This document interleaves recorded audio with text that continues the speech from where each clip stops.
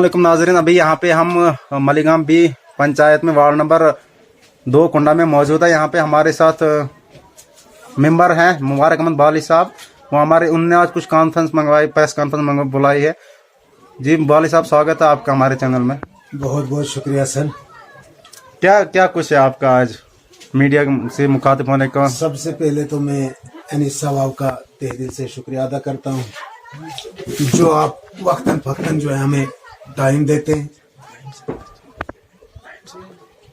मैं नायब सरपंच मुबारक हुसैन बाली मलीगाम बी से हूँ।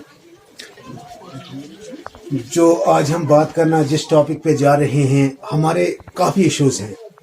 अच्छा, आप जानते हो कि सबसे पहले तो मैं ये कहूँगा कि हमारे जो आज आधार कार्ड यहाँ पे बन रहे हैं पोगल हाई सेकेंडरी में, अच्छा, तो उसके बारे में भी हमने ब्लॉक दिवस हमारी मीटिंग होती है हर बुधवार को।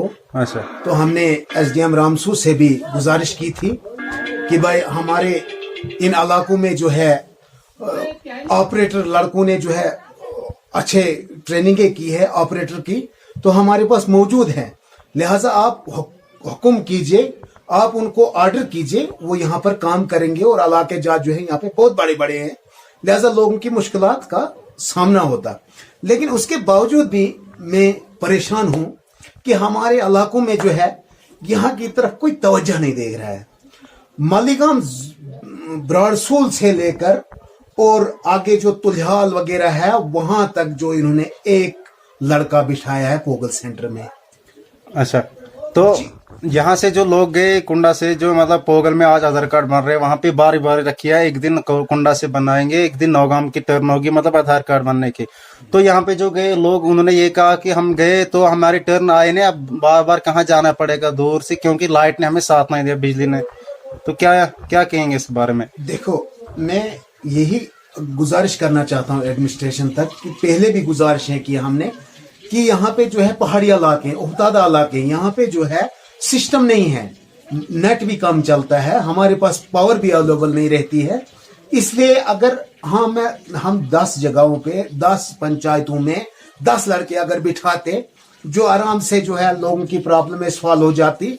आधे लोग पोगल में ही प्रॉब्लम उनकी सॉल्व हो जाती, मालीगाम बी में मालीगाम के लड़कों की जो है प्रॉब्लम सॉल्व हो जाती। क्योंकि हमारे पास छोटे छोटे बच्चे हैं, हमारे पास प्रेग्नेंट औरतें हैं, हमारे पास बुजुर्ग हैं जिनके अभी आधार कार्ड नहीं है। अब अगर उनको हम 1 किलोमीटर 1.5 किलोमीटर भेजेंगे, इधर से फिसलन भी है, इधर से मुश्किलात भी है, परेशानियां भी है, और बीमार भी आजकल सर्दियों में ज्यादा लोग रहते हैं।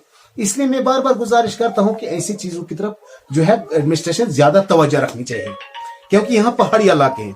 उसके बाद मैं ये गुजारिश करूंगा कि हमारे जो पंचायत घर कुछ सालों पहले जो बना है मलीगाम में, तो मैं परेशान हूं। वहां पे तो ना टीन मिलता है, ना वहां पे कोई चीज है। वो जो लोगों की प्रॉपर्टी थी, जो पंचायत वालों के जो सरपंचों पंचों का जो पीआरएस का घर था, वो घर ही वहां पे मौजूद नहीं है। मैं हैरान हूं कि वो चीजें जो है वो गायब कैसे हो जाती हैं। उन चीजों पे भी ख्याल करना चाहिए, एडमिनिस्ट्रेशन ने सोचना चाहिए कि भाई ये जो है ये प्रॉपर्टी लोगों की है। तो मैं हैरान हो गया, परसों में वहां से गुजरा, उधर वटलेदार कहते हैं मालेगाम की जगह पे, तो वहां पे पंचायत घर बनाया गया है, 2 साल 3 साल पहले की बात है। वहां पे कुछ भी नहीं है। अगर वहां कितना 40 लाख था या 20 लाख था या 5 लाख था, लेकिन वो लोगों की प्रॉपर्टी थी। अगर वही लोग गायब हो जाए वहां से, तो मैं परेशान हूं। ऐसी चीजें अगर हमारे पास गायब हो जाए तो हमारे लोग कहाँ जाएंगे, हमारे पियाजे कहाँ जाएंगे जिनके लिए घर ही नहीं है। पंचायत घर तो उनको घर होता है जहां पे वो 10 लोगों को इज्जत करते हैं, जहां पर ग्राम सभा बुलाई जाती है, और अपने साथियों को, अपने बुजुर्गों को जिन्होंने वोट देकर उनको एतमाद दिया है, वोट देकर एक ताकत बनाई है, वहां पे उनके लिए जगह ही नहीं, बैठने के लिए कुर्सी नहीं है। तो मैं उन चीजों से परेशान। बाली साहब, एक और बात है यहाँ पे आजकल लोगों से बार बार सुनने में आ रही है, ये कि जो यहाँ पे कुंडा वार्ड नंबर 2 है, वहाँ की जो पैंच साहिबा है, वो लोगों से बार बार ये कि जो सेंटर से मोदी पैसा आया है जो मकान का, वहाँ लोगों से बार बार पैसा मांगने जा रहे हैं। मतलब वो 10,000 दे जिसको आया, फिर आपको बिल निकलेगी या नहीं निकलेगी। इस बारे में क्या कहेंगे आप? तो नायब सरपंच हैं।